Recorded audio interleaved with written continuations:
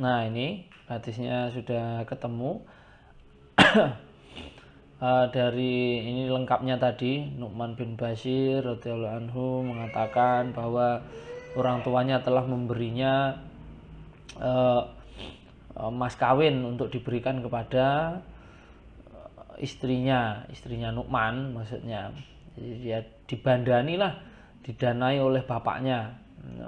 Tapi kemudian istrinya atau ibunya Nu'man bin Bashir itu mengatakan kepada suaminya bahwa sekto Nabi Muhammad biar tahu dulu. Setelah ditunjukkan pada Nabi Muhammad tanya, nah kamu apa ya begini kalau sama anak-anakmu yang lain, mbok kasih mas kawin begitu. Biasanya adatnya itu mas kawin itu yang ngasihkan ya mantannya yang laki-laki. Lah ini mantannya laki-laki kok dia ndak mengeluarkan harta sendiri, yang mengeluarkan bapaknya. Rasulullah tanya, apa anak-anakmu yang lain juga kamu kasih begini? Katanya ndak. Ya kalau gitu ya jangan berlaku begitu adillah terhadap anak-anakmu yang lain. Akhirnya ndak jadi. Nu'man bin Bashir akhirnya membuat mas kawin sendiri. Nah ini coba kita lihat sanad hadisnya. Ya, nah, ya hadisnya ini sahih. Ya, hadisnya sahih, diriwayatkan dari Nu'man bin Bashir. Kemudian Nu'man bin Bashir meriwayatkan pada Amir Asy-Sya'bi, Asy-Sya'bi kepada Husain bin Abdurrahman, Husain bin Abdurrahman meriwayatkan pada Wudhah bin Abdullah, Wudhah bin Abdullah meriwayatkan pada Hamad bin Umar, Hamad bin Umar meriwayatkan pada Muhammad bin Ismail. Nah, kalau kita perhatikan hadis ini semuanya sanadnya sahih. Semuanya sanadnya sikoh. Tidak ada yang cacat, mutasil. Tetapi konteksnya ini sebetulnya tidak terkait langsung dengan masalah pendidikan atau etika seorang pendidik. Tapi setidaknya begini, kita bisa mengembangkan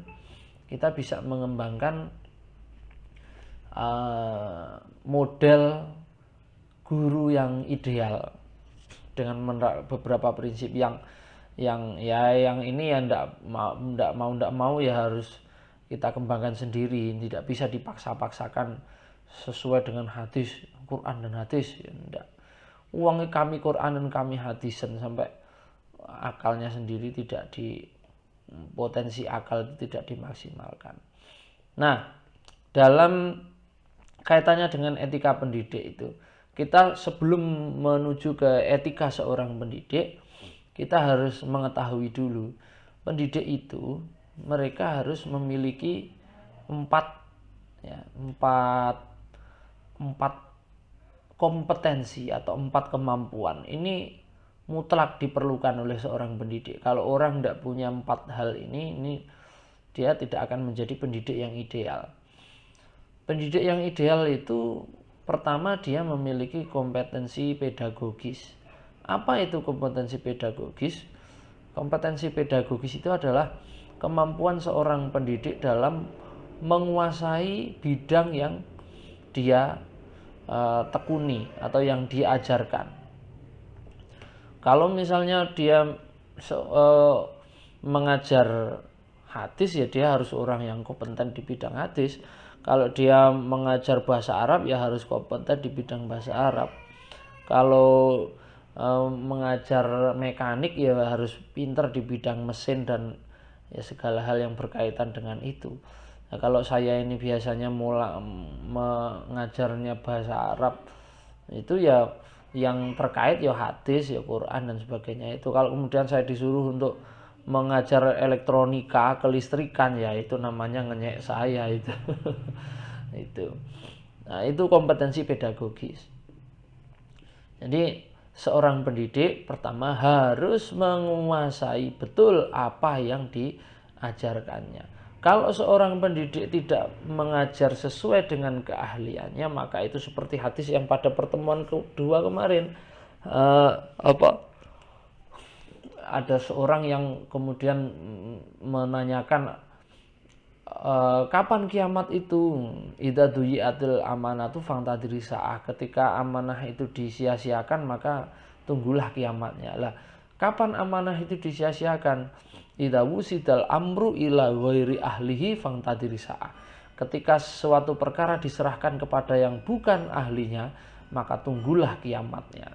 Nah, itu merupakan gambaran atau isyarat Nabi Muhammad bahwa pendidikan itu penting diberikan, atau seorang pendidik itu penting untuk menguasai bidang yang ia ajarkan.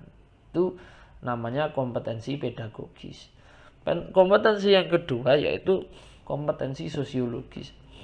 Kompetensi sosiologis ini berkaitan dengan bagaimana guru mampu berkomunikasi, berinteraksi itu terhadap peserta didiknya atau lingkungan-lingkungan lain atau individu-individu lain yang berkaitan dengan peserta didik itu, seperti wali muridnya, seperti teman-temannya dan sebagainya.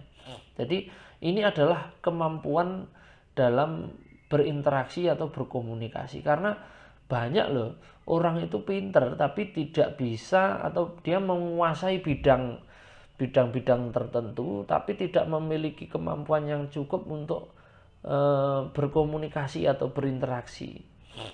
Sampean kan sering ya melihat ada guru itu yang ada seorang yang kebetulan jadi guru. Saya mengatakan kebetulan jadi guru. Dia pinter sebetulnya, pinter, tapi nerangkan tuh tidak bisa. Itu banyak itu. Kamu pasti dulu pernah mengalami dapat guru yang pinter, tapi nerangkan pelajaran itu tidak bisa. Tidak tahu apa gurunya yang tidak bisa nerangkan atau kaliannya yang tidak paham-paham. Tapi memang ada. Kalau saya diterangkan Pak ini kok bisa nyantol pelajaran matematika. Kalau yang nerangkan Pak ini kok tidak bisa. Oh, berarti ada perbedaan dalam kompetensi sosiologisnya. Saya juga sering menemukan itu. Ada orang itu yang pinter sekali tapi nerangkan itu tidak bisa.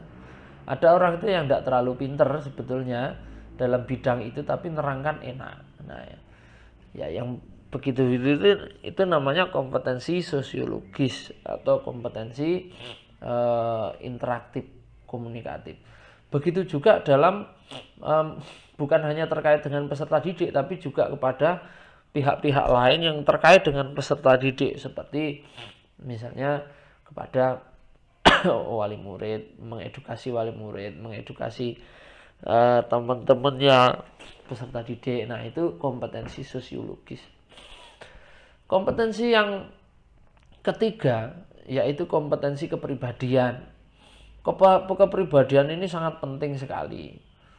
Ini menyangkut soal moral, ya, kemudian prinsip dasar, dan ini yang biasanya paling banyak kita temukan di literatur pesantren, ya.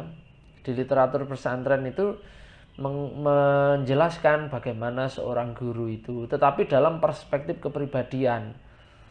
Nah, karena bagi orang zaman dulu, di zaman Ghazali dan yang semasanya itu, yang disebut seorang guru itu secara otomatis mereka sudah pedagogis, ilmu sudah menguasai, kemampuan untuk menerangkan sudah menguasai, itu sudah dianggap guru.